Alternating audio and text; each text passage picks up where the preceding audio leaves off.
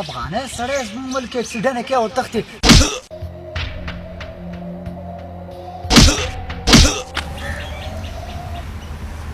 داسې کې دا خو یې مړ که که نه د خدای انصاف ده.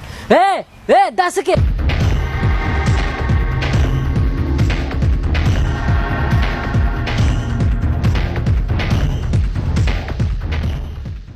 یا د خدای بنده دا خو تا مړ که ولې څه خبر دی وروره؟ زما ګاډي سره اکسیډنټ وکړ او تښتېدو. دا دومره د نر بچی دی چې تښتي. نو اکسیډنټ خو عادي خبره چې اکسیډنټ وکړو نو د ګاډي نه انسان قدی که ګاډي دا خو تا مړ کړی داسې څوک وخي بیا په دې وخت هغه غوسه کوي چې اکسیډنټ یې وکړ. بله دا چې دا افغانی دی زموږ په ملک کې اوسېږي خوري څکي او زما ګاډي سره اکسیډنټ کړ. بله دا غوسه مې ورته ډېر راغلی وه.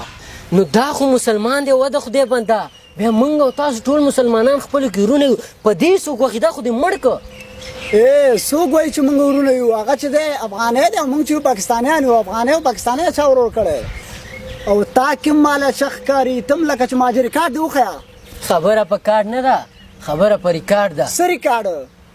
ته مسلمان یې؟ بېشکه. ووایه کلمه لا اله الا الله محمد رسول الله. وروره تم کلمه ووایه. لا اله الا الله محمد رسول الله. لا اله الا الله محمد رسول الله. په امت د چای؟ حضرت محمد صلی الله علیه وسلم. په امت د چای؟ د حضرت محمد صلی الله علیه حضرت محمد صلی الله علیه وسلم. تم مسلمان زم مسلمان، نبی مو یو دی، الله مو یو دی، دین مو یو دی، اسلام مو یو دی، جامه مو یو دی، خبرې مو یو دی. بیا فرق د څه شي دی؟ دا غټ ثبوت دی زما او ستا د ورورۍ. دا بیله خبره ده چې دا افغانی دی زه افغانی یم، ته پاکستانی، ته افغانی دا پاکستانی دی. او که دا هم نه منې که نه نو صبر وکړه. د هغې غیر مسلمه ثبوت هم درته وښیم. راشه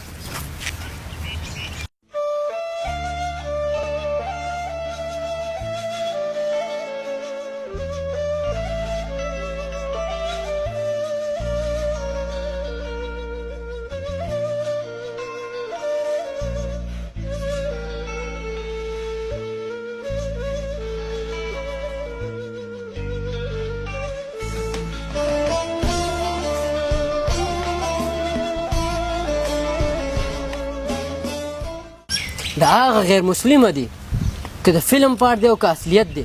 سپي ته یې دومره چل ښودلی چې د یو انسان ژوند بد کوي. بیا ما او تا ته خو غټ زموږ لیډر حضرت محمد صلی الله علیه وسلم راغلی دی.